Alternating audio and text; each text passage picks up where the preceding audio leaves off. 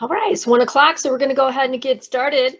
If I have some background, getting a new roof put on, so you might hear some pounding and different noises. Sorry about that.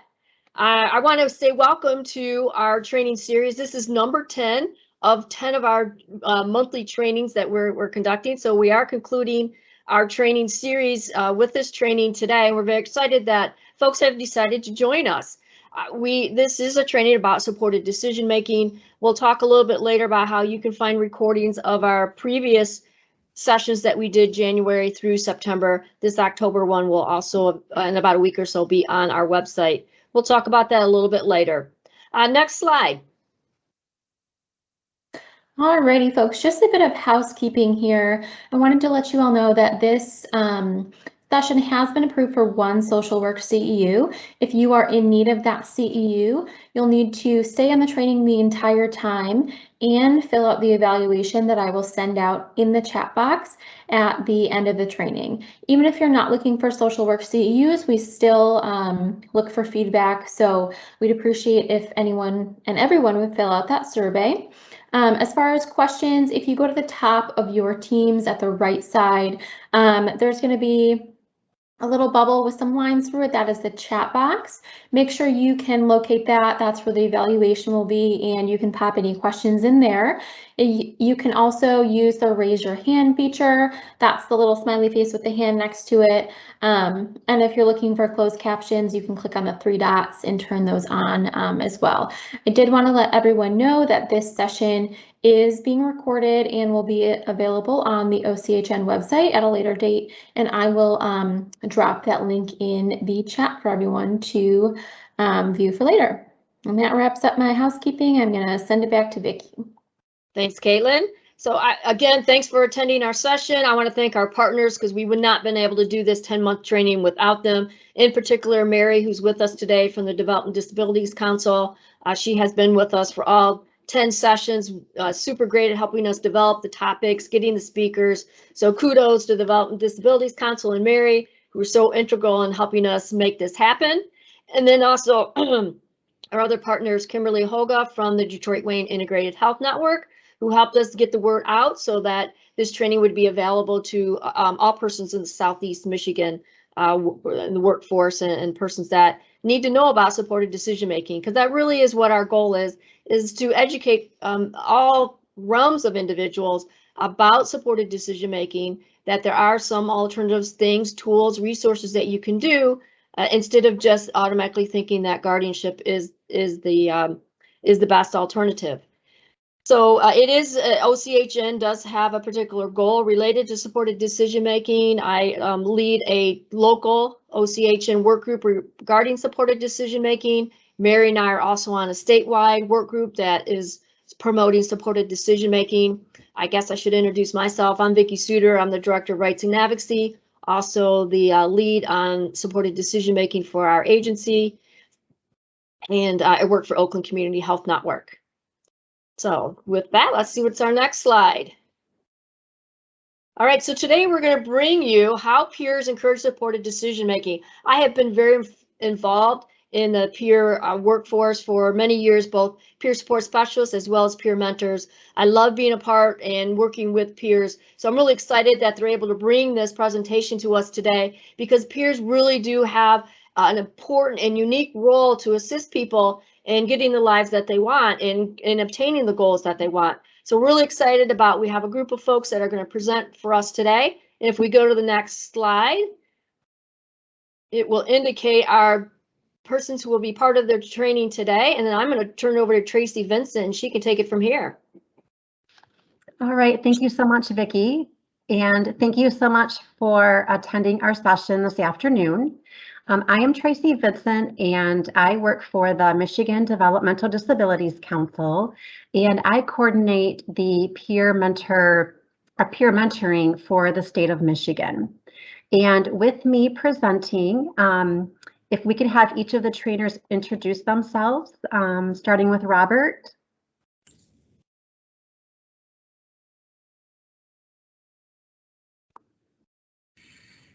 Okay.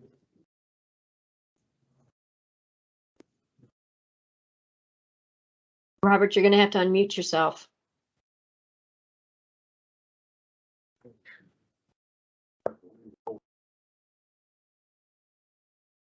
Robert, you're muted. There you go. Can you hear me now? Sorry about that. I'm Robert Bills. I'm the pigmented specialist from Detroit Way Integrated Health Network, i.e. Detroit, Wayne County. Adam? And I'm Adam Furman. I'm the peer mentor coordinator and also a clinician with MORC. And Amy? And I'm Amy Cooper-Beth. I'm a rights educator for OCHN, Oakland County Health Network, and also a peer mentor for Oakland County. Next slide.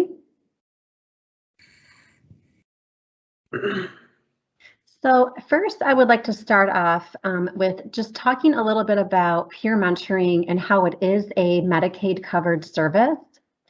So peer mentoring is a Medicaid covered service. A peer mentor's unique skills may be utilized to assist a person in reaching their individualized goals at a community mental health service provider agency. And in the Medicaid manual, peer mentoring falls under peer-directed and operated support services. And the language also includes what peer mentoring is, the activities that a peer mentor may provide, as well as the requirements to become a peer mentor. And so we will touch on that a little further later on in the presentation. So peer mentoring has to be included in an individual's plan of service, identifying one or more of the following: community integration and participation, independence, and our productivity.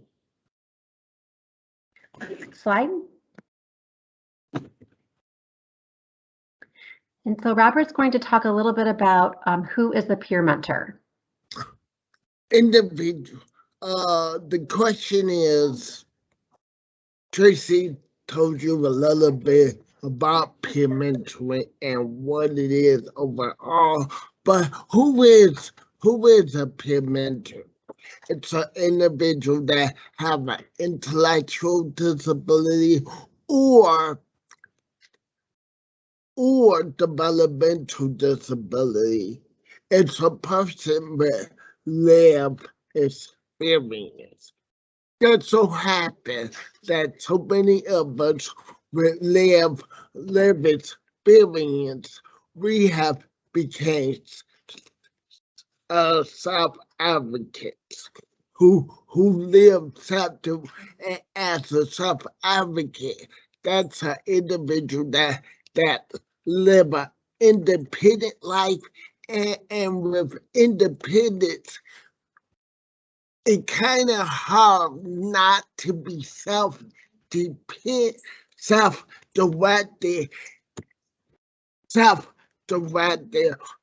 Of course, our experience and resources in the community, which mean we are able to be self-sufficient. However, we understand that when we need help, we had to ask for that assistance. But the overall is the help to regain our self-determination. That's all. I think so.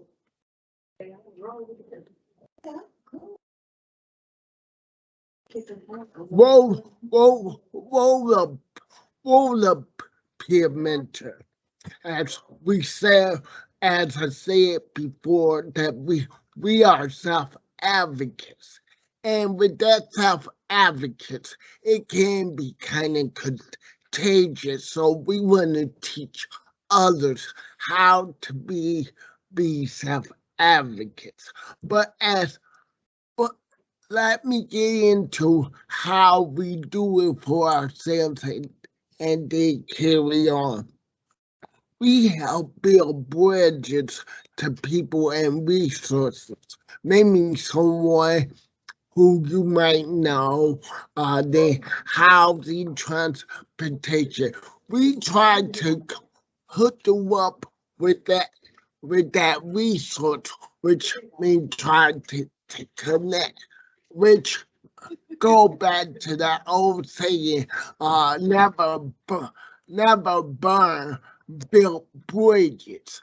So we really want to build this. We provide support to benefits. The benefits and gain experience. So we want to have that share experience.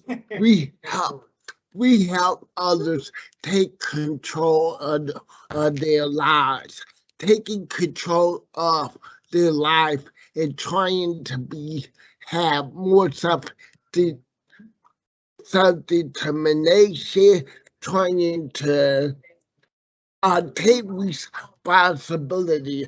That's what we mean by control. We have to we involve that circle of support, meaning going back to that building bridges. That circle of support is, who is that person that go help you? Who is that neighbor, that brother, that person with the resources that will help you and be willing to be your support to make sure you can keep your independence. Now on the flip, as we trying to teach people how to advocate for themselves, how to build bridges. My role is not to tell people to do what to do. Meaning, for example, if a person might have an altercation in their life, I can give sound advice, well, what I might perceive as sound advice, or give them opportunity. My role is to lay it out on the table for them, and not to demand that they should do what I told them to do. Again, that's what we mean by don't tell people today. We are not your parent. We are not a therapist also. So we give advice, help heal, help themselves. Meaning, I can't help them to help themselves. When we build the bridges, their resources, we try to advocate for those people to do as much as they can and value their self-determination on their own and try not to get the person to depend on the peer. Words of collaboration. I didn't go more, but I think I stress the building the bridges that and the circle supports that's reinforce the collaboration to help that person to live a self-determined life. That's all.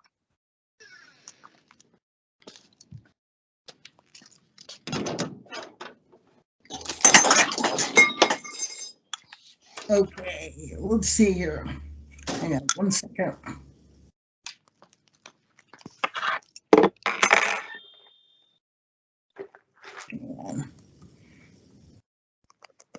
Okay, so I am going to talk about some of the benefits of peer mentoring, specifically as it relates to self-determination and eventually self-direction.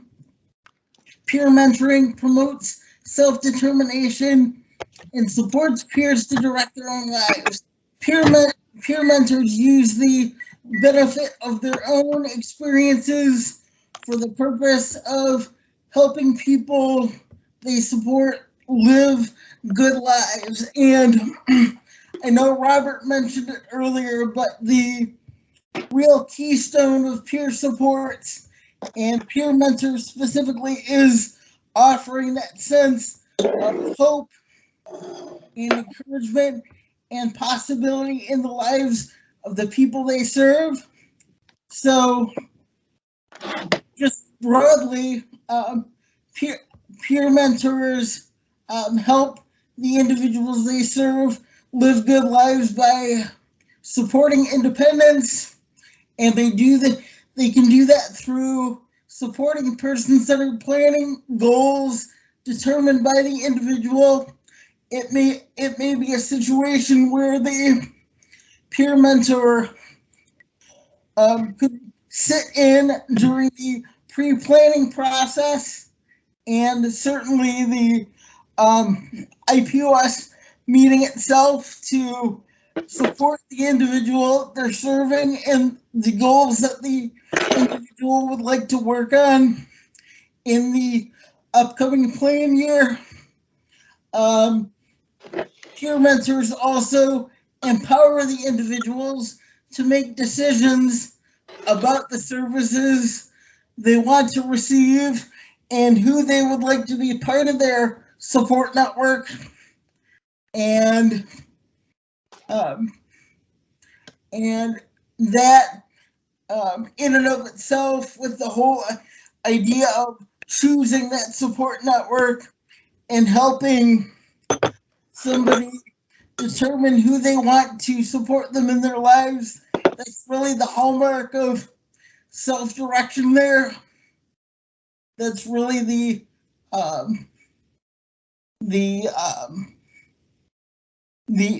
basis of that self-direction is determining the individual's circle of supports they want to use. And the peer mentor can also help educate the individual they're serving on the rights and responsibilities and freedoms they have. The peer mentor, like Robert said, can help the individual build bridges to the community, and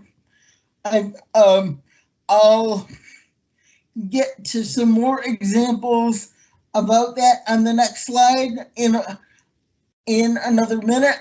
But yes, helping the individual build bridges to the community and helping people think about expanding their circles of support. I know that as the peer mentor coordinator for MORC, some of the services that peer mentors have been providing have been simply working on social skills and figuring out how to carry on the give and take of a conversation. So that's certainly something that a peer mentor can do. And I also wanted to mention that one of the, I hate to say positives, but one of the interesting things to come out of the COVID experience is that we have been able to provide peer mentoring supports via the telehealth platform, providing services virtually.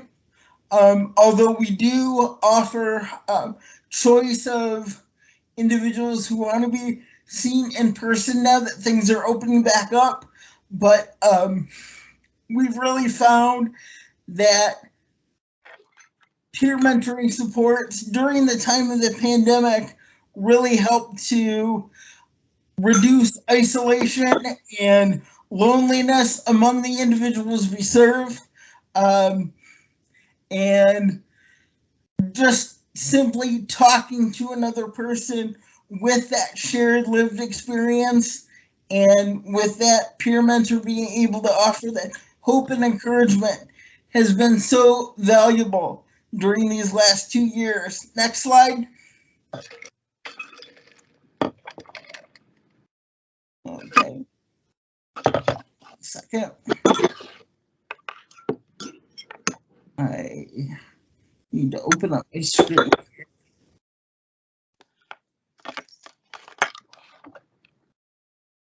Okay. So just to drill down a little bit more on some of these supports that a peer mentor can provide. We already covered some of the bullets on there, but helping the individual you're serving to navigate transportation systems, which especially in the Tri-County area can be difficult to navigate from time to time. But certainly peer mentors who are supporting people outstate can provide that service as well. And like Robert said, connecting individuals with community resources and support, specifically maybe recreational activities or linking someone you're serving to their local community center can be very helpful as well. And then the peer mentor can also provide information on employment and educational opportunities that an individual may be interested in. I mentioned community centers a minute ago. Those can be resources for a certain level of classwork that an individual may be interested in, or I supervise peer mentors who have gotten credits and certificates through community colleges and so on and so forth. So the peer mentor can also talk about the supports one may need to register for classes, and maybe even talking about study skills and things of the like. And finally, the peer mentor can provide information on affordable housing, maybe even Social Security and other entitlements based upon the individual lived experience of the peer mentor. Next slide.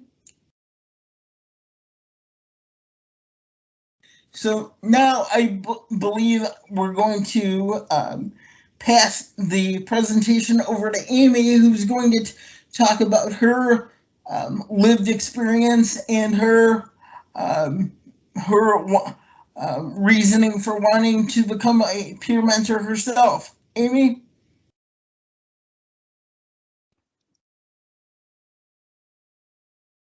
Amy, you're on mute.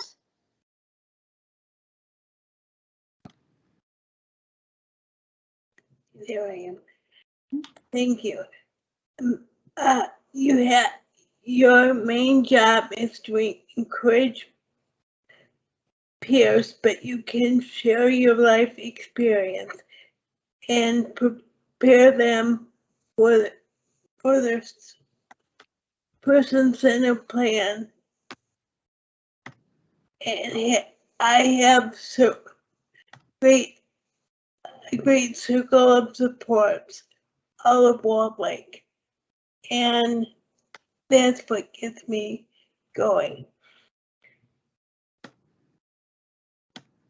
I also explore all opportunities and prepare all kinds of resources such as guardianship. I know when my mother died, her friends thought I could not handle money, could not do anything. And when I told them that I was going to MORC and I wanted to have my own apartment, some of them just looked at me like I was, okay, you want that? You're in grief mode. So maybe you don't know what you're talking about right now. But I went in MORC and they set me up in public guardian because all my relatives, either they're deceased, my immediate family's deceased, or my family is all over the country. So they sent me up a public guardian. And when I told them I wanted to have the Avon business, first of all, one of my friends said, you can do anything you want. And I started one. And my guardian, I waited a couple months to tell him. And when I told him, his eyes got real red. You mean you can handle money? And I said, yes. So when you're up here, please advocate for each the mentee to advocate for themselves, because you don't want them to be stuck and it's not fair to give them a public guardian when they can do their own money or live their own life. So always encourage them to live their own life. And now I have 2 jobs and I am very happy, and people don't just look at me like, you did this, you can do this. I said, yes, but your job as a peer mentor is to encourage the mentee how to live the life that they want, not the life anyone else thinks that they should have. It's what they want, what they can handle, what they want. So, yes, make their own choices and teach them how to make their own choices so that they can live their own life. Next slide.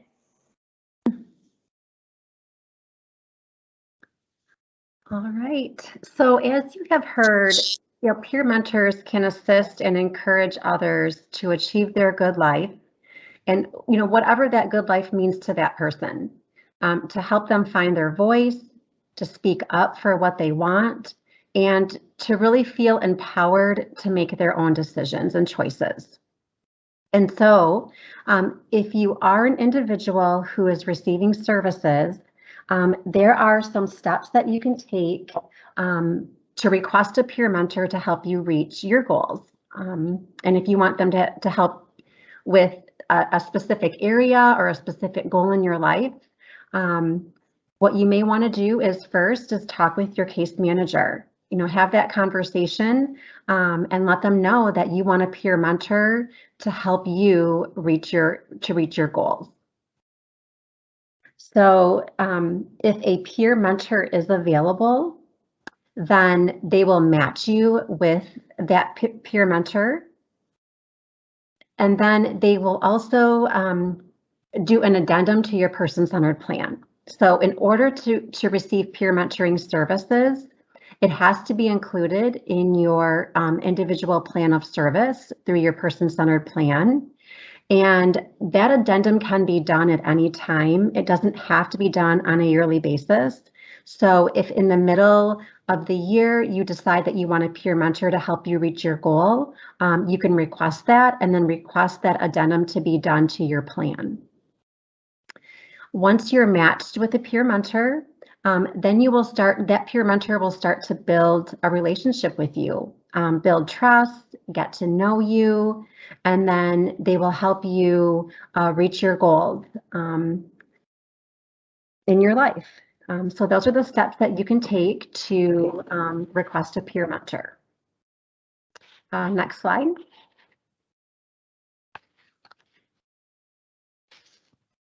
So you're not only able to request a peer mentor to help you reach your specific goals, but we also provide opportunities for individuals with intellectual and developmental disabilities to be trained, to become peer mentors, to assist others in their life.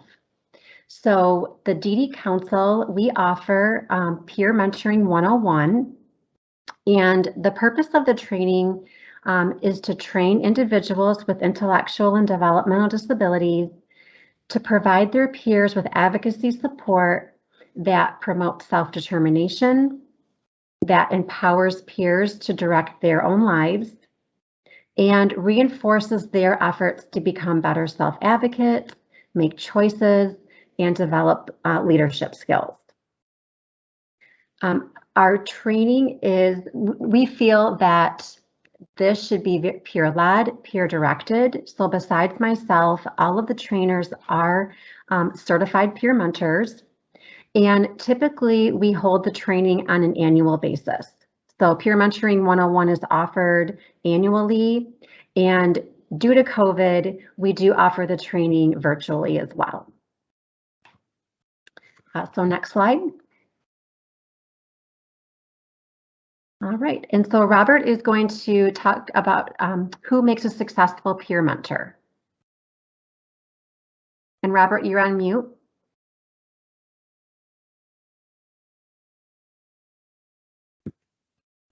I'm sorry, you all.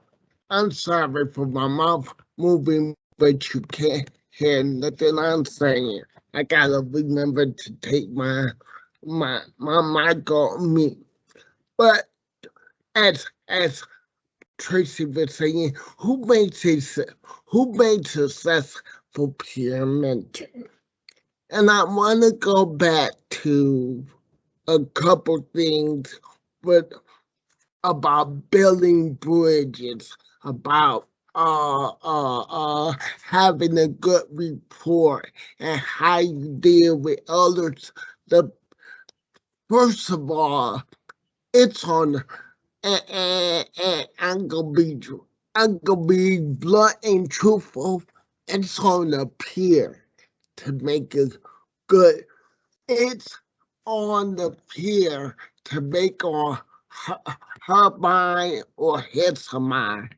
I want to be a good peer.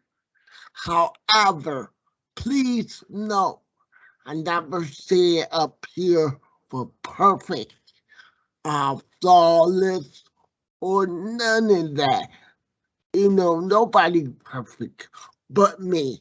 I'm just joking to mess with you, but the real deal, you gotta decide I wanna be a good peer. Then, like I said before, it's that circle support.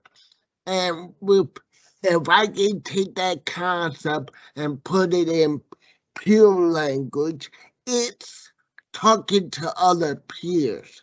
But I'm going to deal with what this slide is telling me to do. I'm going to read it and relate it back to what I taught before.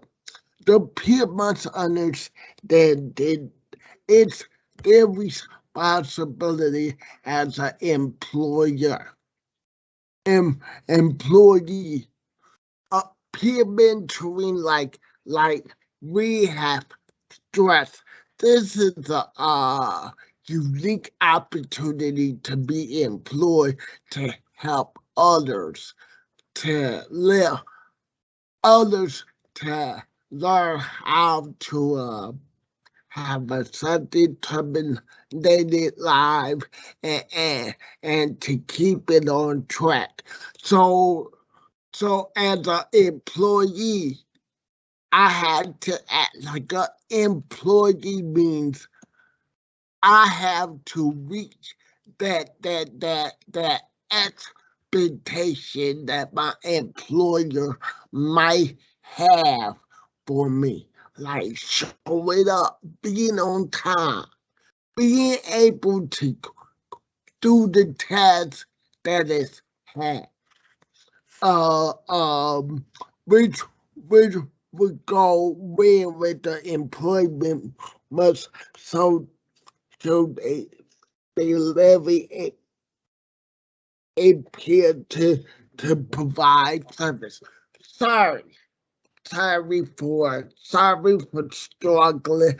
I cannot see. So if I'm looking, I cannot see the slides. But as the employer, but so the employer that they want to provide good service because at the end of the day, that's what this is. You are rendering bad service to another individual. I don't know nobody on this line that just likes to get bad service. So that's the main thing. On the flip side, the supervisor has a role to that.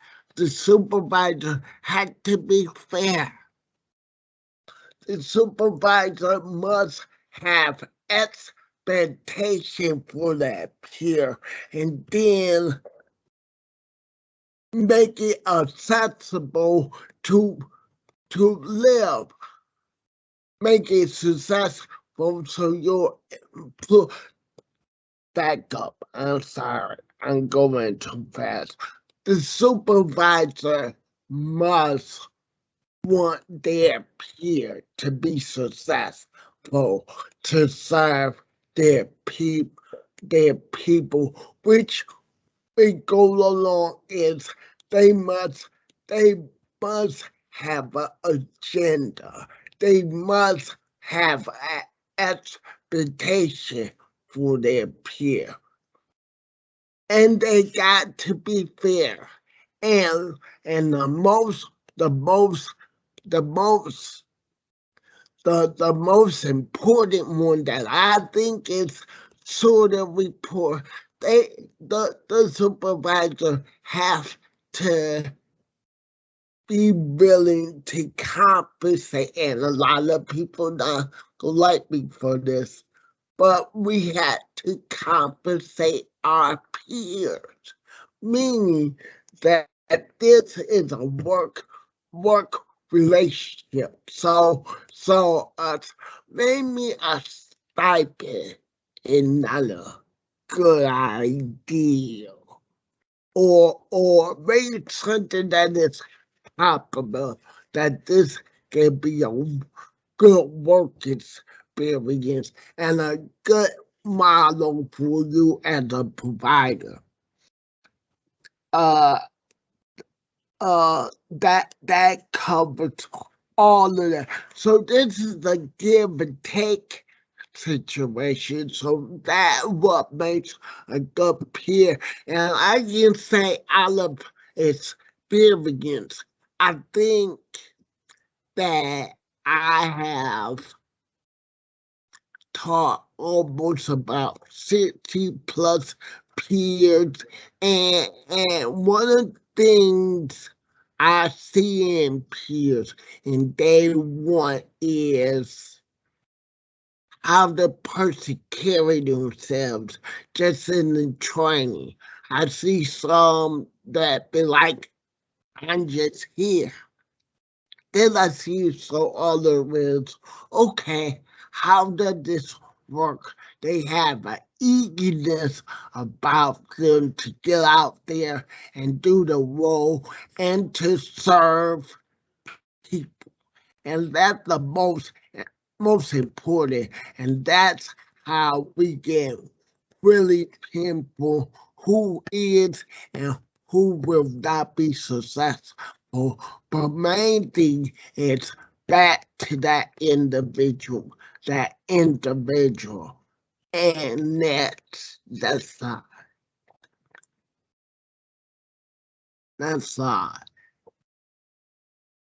And I guess it back to Tracy so that peer can be successful.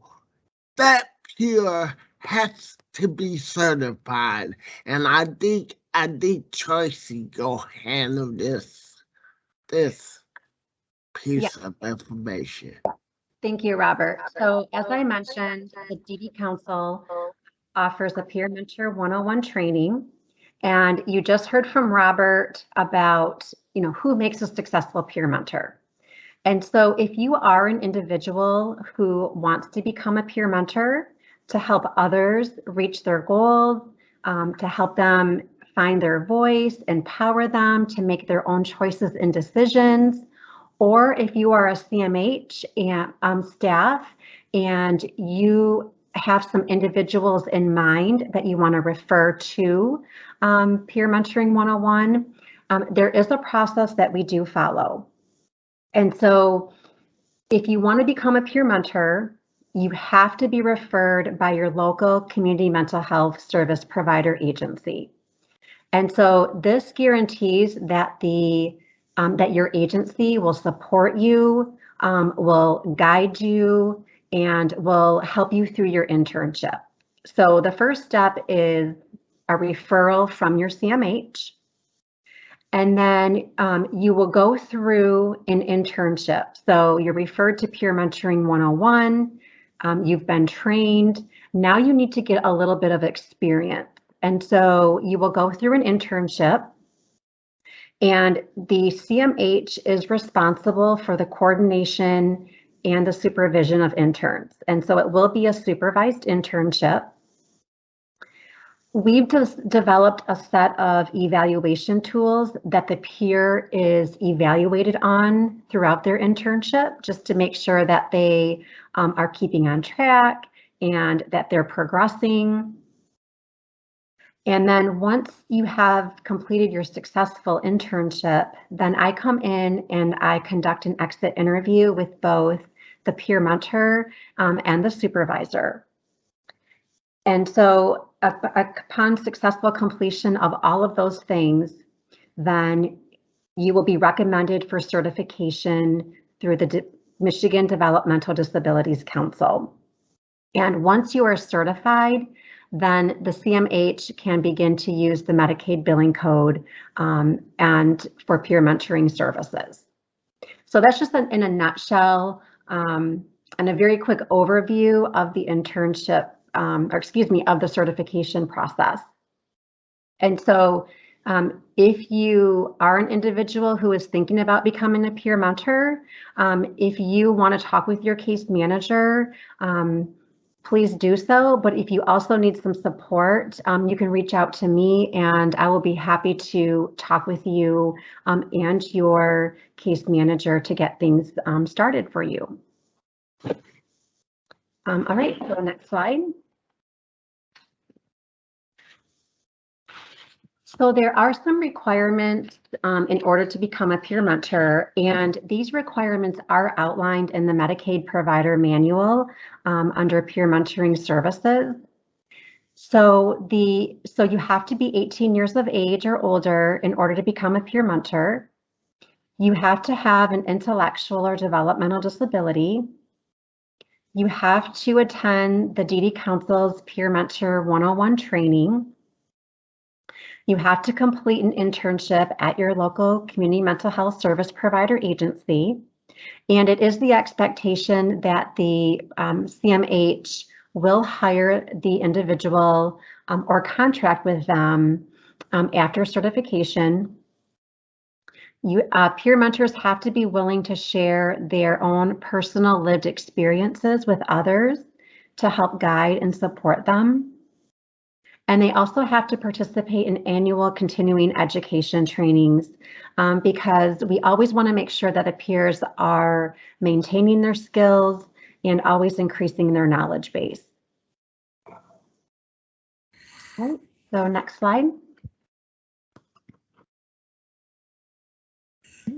And I am going to talk about the advantages of hiring peer mentors from a systems perspective when thinking about not only how they help the individual they're serving, but how they help the agency that they're associated with overall.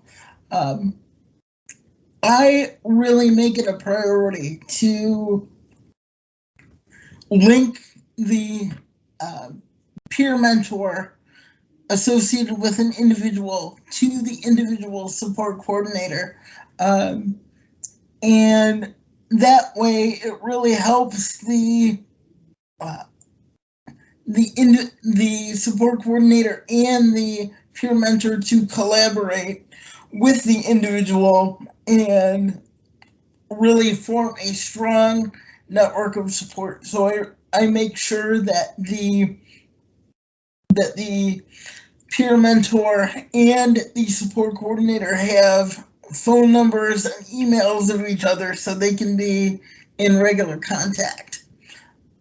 Like Robert and Amy talked about earlier today, that hallmark of that peer mentor Medicaid billable service is offering that sense of hope and encouragement from the peer mentor to the individual served, because with that shared experience, the individual served can say, hey, you know what, I'm going through a tough time right now, but I know that Johnny's been through something similar as my peer mentor, and he got through that situation okay. And because of me knowing that Johnny got through that situation okay, I am confident that I'll be able to get through the situation okay too. And Johnny can be alongside with me and help me live my best life along the way. I mentioned earlier too, with the advent of telehealth during COVID, the peer mentor service has really helped to decrease isolation among the individuals we serve.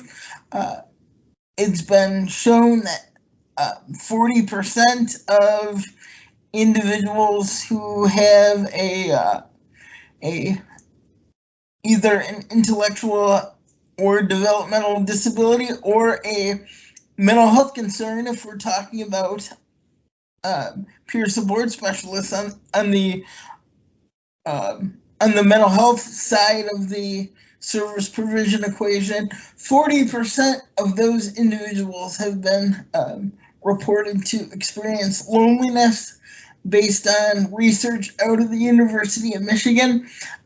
So we've really found that peer mentor service can really help decrease that isolation, especially to individuals that have difficulty getting out of the house due to the pandemic, and that really makes the peer mentor service valuable for them.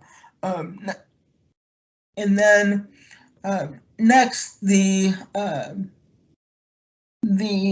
peer mentor helps the individual by encouraging them and taking that lived experience that the peer mentor shared and applying that to their own lives and giving them the hope and encouragement necessary to maybe make a positive change in their life.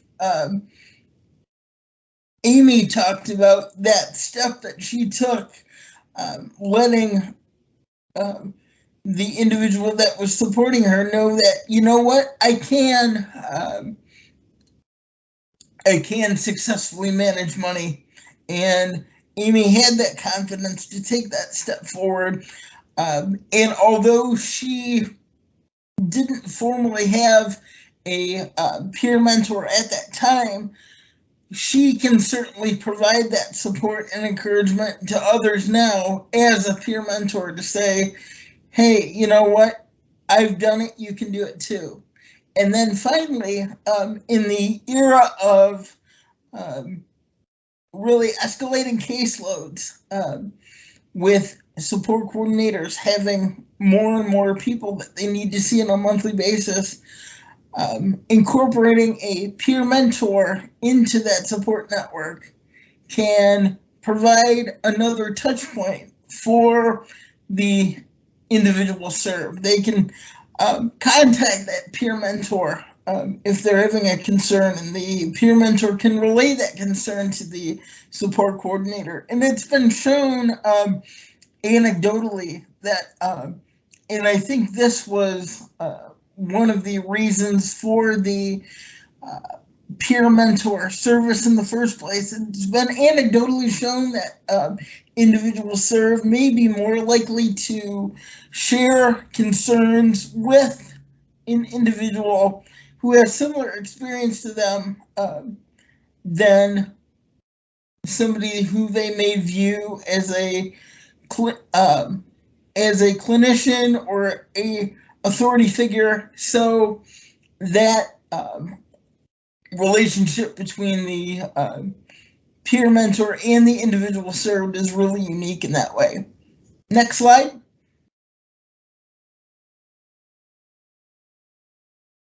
And now I'm going to pass the presentation back to Tracy, talking about peer mentoring at the state level. Yes, thank you, Adam. So here are some stats for peer mentoring across the state.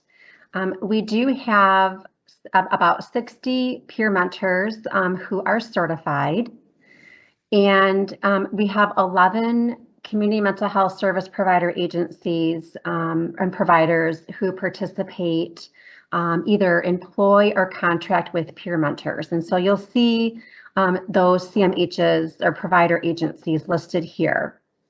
And so the DD Council, we are very intentional and committed on making sure that people with disabilities have good outcomes and will achieve their good life. And so that is why we are so passionate about peer mentoring, because we know that, and we know and we've seen peer mentors, helping others develop their vision for a good life, where people are making their own choices and decisions and speaking up for themselves, staying connected, especially during COVID, where we've all been isolated, really helping them stay connected, helping them be part of different groups and social groups, and even down to the point of helping peers get connected to Zoom and other social platforms so that they are staying connected with others. And so that is why we are always continuing to work towards expanding peer mentoring across the state, so that all individuals will have the opportunity to choose a peer mentor, to help them reach their goals. So our goal is to employ at least 2 peer mentors at every CMH, so that all individuals will have the benefit of this great service, where we've seen such just tremendous growth and good outcomes for people's lives. So next slide. All right, so we want to show, I think it's about a 5 to 6 minute video, and Detroit Wayne Mental Health Authority, they produced this video to really highlight the work and the benefits of peer mentoring. So whenever you're ready, we can go ahead and show the video. Yep, just give me 1 second. I want to make sure sounds good for everyone, and then we'll get this going.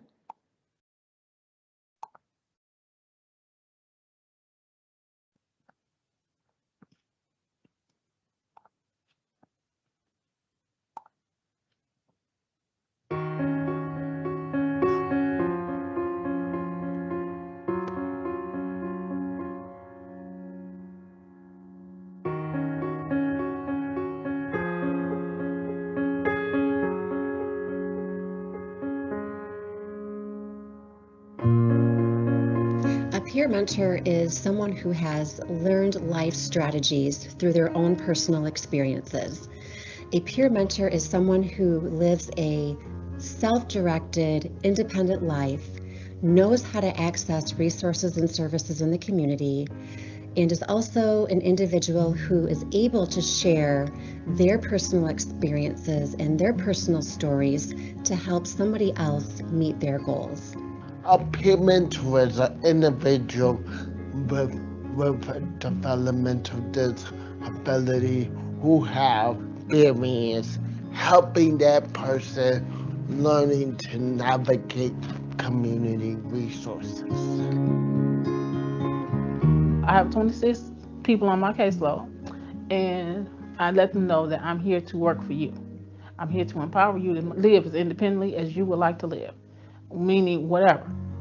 It's up to me to help you get to that point. And my peer mentor, Shayna, she's encouraged me to try to get a good job and a place to stay. I had 2 individuals who I work with on their goals and achievements they wanted to accomplish in life. So I meet with them twice a week. Try to really find the center of the individual that I'm working with and try to really get into their mind and see what it is that they really want to achieve. I try to teach them just because you don't have a vehicle doesn't mean you still can't get around. So I use Uber and Lyft and the bus. So I know how to navigate through the system. I study the bus routes and I study the fare, how much it's going to cost me to get to each location.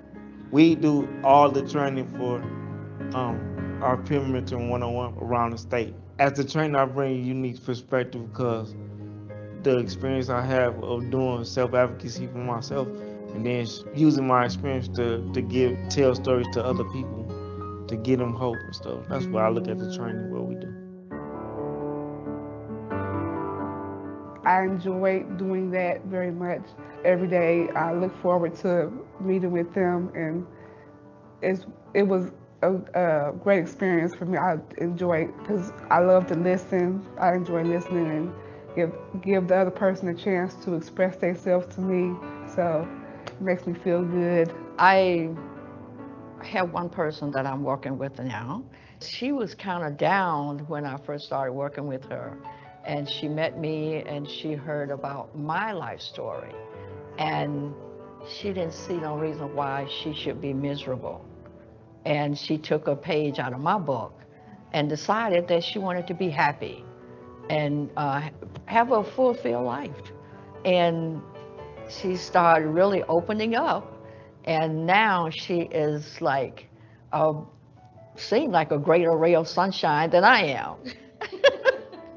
To see somebody actually get what they needed to help the quality of life, their quality of life, that's the ultimate right there. And I've had people call me dad or big brother because they're learning something that I'm giving back to them so they can be successful a long way in life. Not I forget, there are peers that I work with that are also in college. They live on their own. Some are actually driven. 5 of my peers have already gotten their driver's license, are already driving. 6 of them are in college, and others are working on other skills so they can be successful also. Basically, I've learned a lot about different personality types and working with different challenges with the people that we're serving and how to, really accommodate them and their needs and really dig into their personal goals and see what pathway is best for them to achieve what they're looking to achieve in their life, I guess. I've been in community mental health for almost 25 years, and in the last 5 years I have had the pleasure of having peer mentors in service delivery, but in my life. They are truly, truly a gift to the system and to families in the community. My peer mentor is helping me overcome my fear of me being able to live on my own. And I think I can do it.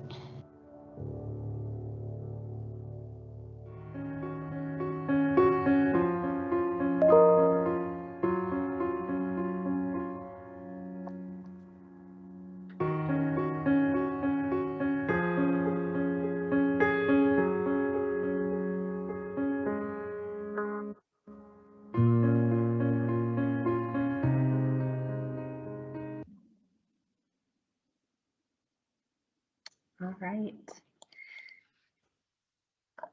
All right, so, as you saw and you've heard, peer mentors can assist in so many different ways, especially when it comes to supporting others in, making their own decisions and choices so that they can live the life that they want. And I don't think that people sometimes realize how powerful their stories are and how their stories or sharing their personal lived experiences can really help impact someone else's life in such a positive way. And, I just want to end with, I love what Jean had indicated in the video, is that, she said that peer mentors are truly a gift to the system and to families and others in the community. And I truly believe that. We've seen so many doors open for individuals, both for the individuals that are served and for the peer mentors themselves. And I would like to end with that, and I want to open it up for, any last words from any of our other trainers before we move it on for questions.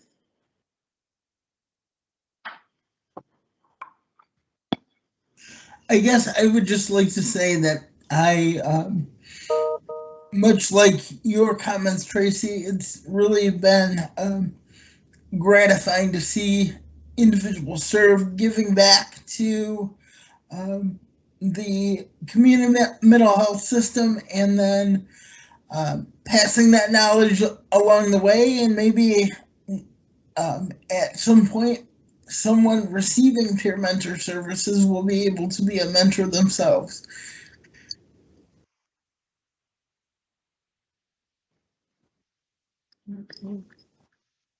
And when you're a peer mentor, I'm sorry, Vicki. No, go ahead, Amy. Sorry. When you're a peer mentor, you have to think of what they want comes first, not what you think they can handle. And you never know. Like with me, people just look at me and say, "You have 2 jobs," and I'm like, "Oh yeah." And I do it all the time. So you never know what someone can do. Give them encouragement. So I just wanted to mention, I'm the peer mentor liaison for our agency. And if folks in the audience might wonder why you spent some time indicating what are the credentials and what is the training requirements for peer mentors. And I think the message of that is that this is a legitimate professional position. This is a service position. It's in the Medicaid manual. It's a paid position. The peer mentors are a great supported decision-making tool, and that they can help an individual help them figure out what are the things that I can do myself, what are the things I might need, my support circle to assist me with, without maybe the pressure of other types of professionals saying, well, as Amy mentioned, oh, I don't know, I'm a little nervous about you doing that, or I'm scared, where a peer mentor, they've walked in those shoes and they get it. And so they're just a super tool to help somebody with supported decision making and trying to figure out what other resources or tools they could use to have their best life, their most independent life.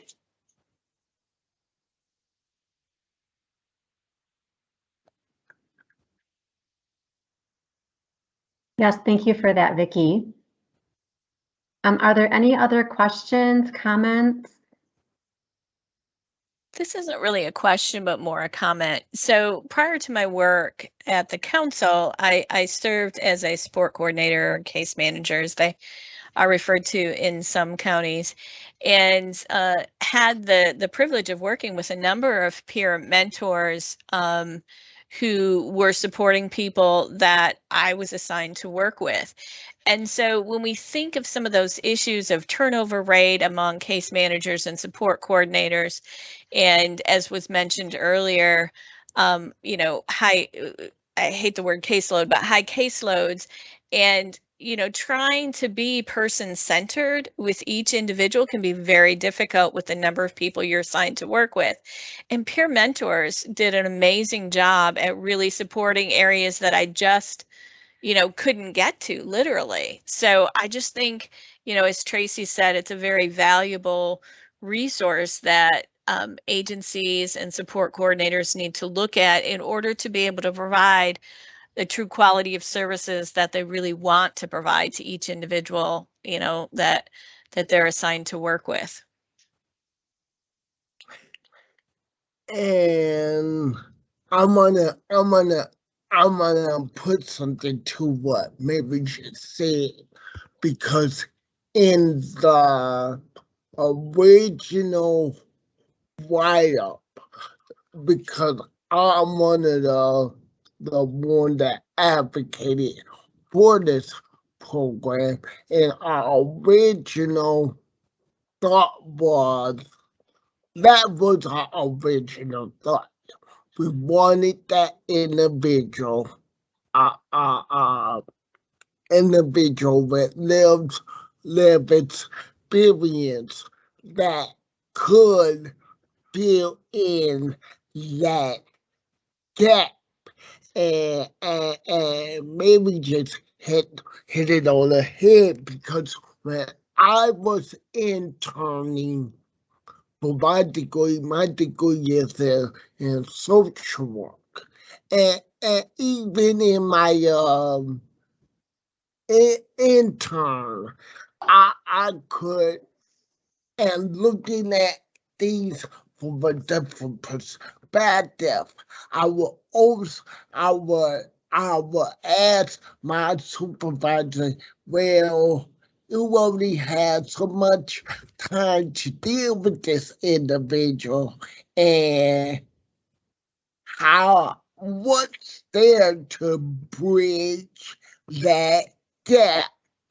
And my interns, I had a interesting supervisor. She just looked at me, rolled her head, and just kept and started doing what she was doing. But that was the actual intent in some of our minds, to bridge something, also to bridge that gap.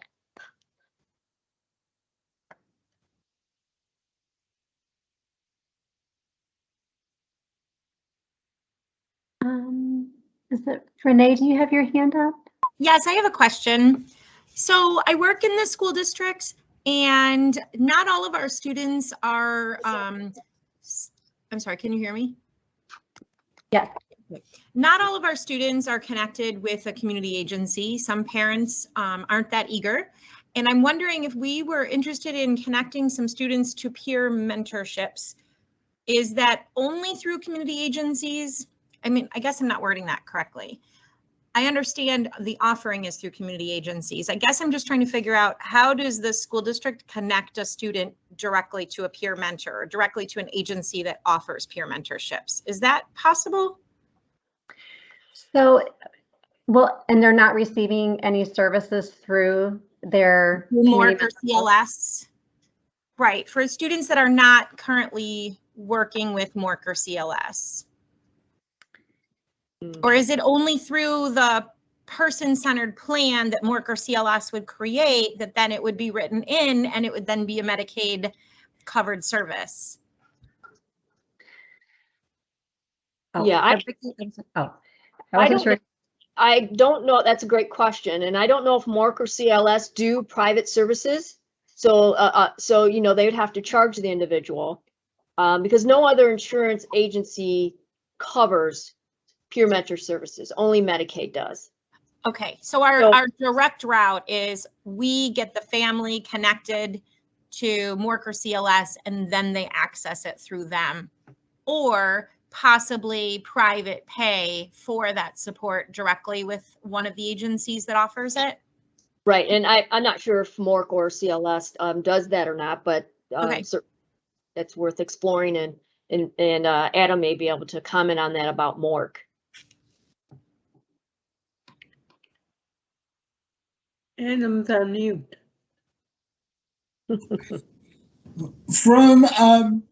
From what I've run across, I don't think MORC has offered peer mentor services privately in the past, and I am not sure if that's something we're open to currently or in the future. But yeah, if you have any additional questions, I can put my contact information in the chat if you'd like to connect that way.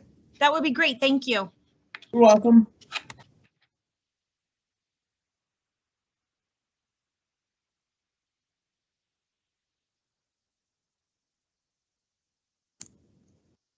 Tracy, I have one question for you. Mm-hmm. Remember when you were talking about becoming a peer mentor? Yes. Well, I've had more than one person say that I would be good at that. So what would be the next step? So Erin, what county do you live in? In Oakland. And do you receive services through CLS I receive services through CLS. Through CLS? Okay. Mm-hmm. Yep. All right. If I put my contact information in the chat, I think that we should connect with each other, and then we can have a conversation with CLS. Okay. Does that sound good? How would I access the chat though? Actually, on Teams, because I have no idea. Yeah. Okay. So I tried accessing the chat yesterday from my other class, and it's like I don't know what to do. yeah, Caitlin, can you give her some instructions on that? You're really good at that. Yeah, absolutely. So Erin, it looks like you might be on like a tablet or a phone. Is that right? I'm on my iPhone.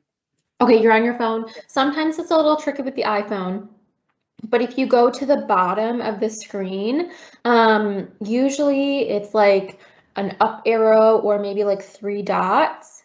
That'll give you 3 dots, yeah.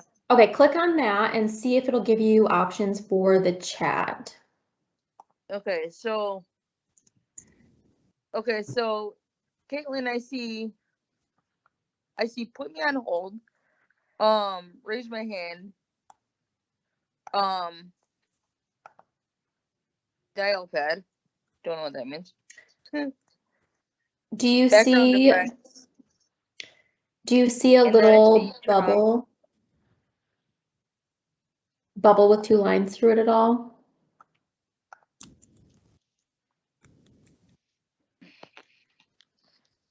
No. If not, okay, no problem. I think the best way is for me to get your email.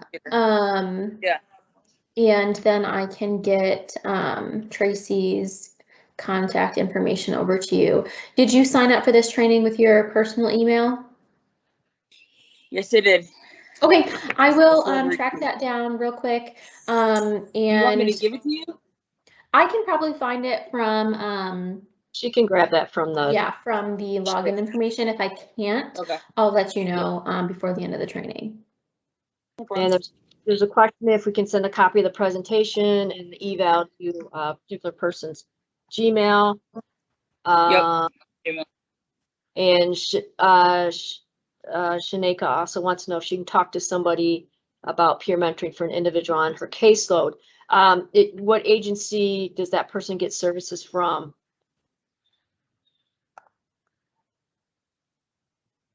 And then we could probably point you into the right spot.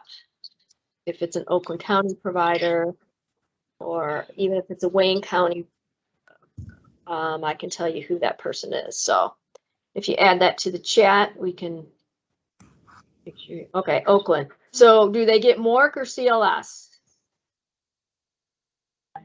They get MORC and CLS. Well, I mean, CLS is in Community Living Services of Oakland County, not the Community Living Supports. So do they get their services from MORC? Yes. Okay. So Adam, Shanika, you obviously have access to the chat. So a little bit up from yours is Adam Furman's contact information, both his email as well as his cell phone. He is the peer mentor liaison or coordinator for MORC. And I'm also onboarding new support coordinators virtually tomorrow. So you very well could be in my training tomorrow too. Yeah, it looks like she's got somebody on her caseload who might want a peer mentor service. Yeah. So great. Okay. FYI, a point of reference, the connection, if any Wayne County, that will be through me. No need, no dream. I am the Wayne County Connect for peer mentor services. Thanks, Robert. All right, can we go to the next slide? So this, as I mentioned, this is our last of our 10-month series, but look for more trainings coming to you in 2020. I am working with our supported decision-making work group to help detail out what we will be doing in the next year. Next slide. Reminder that if you want social worker CEUs, you do have to complete the survey. Caitlin will be putting that in the chat. Anybody else, we also would appreciate if you completed the survey. It helps us in our planning for the future. And next slide. And there's a reminder, all of our recordings are on our website. If you go to www.oaklandchn.org, and then you click on training and click on recorded training. If you scroll down a little bit, you'll see Supported Decision Making Series 2021. All of the sessions are there. I know right now it's only showing June. This was a snapshot that I took, but we do have everything through September, and October will be up in about a week or so. So if you know somebody who would benefit from these, if you look, you can see all the different topics that we covered. These were super, all of them were super. They're all an hour and a half. You could go to those and watch those. All right, next slide. So thanks again for attending our training. We'll take any last comments or questions. Otherwise, Vicky, I just wanted to clarify that Shanika will be part of my support coordination onboarding training tomorrow, so I'll have more information for her at that point. Good, thanks. I got a little confused last night, the previous comment. So great. All right, any other comments? Thanks everybody for attending. We'll hang out here for a little bit to see if anybody has any questions and until you finish the survey. So thanks and have a great afternoon.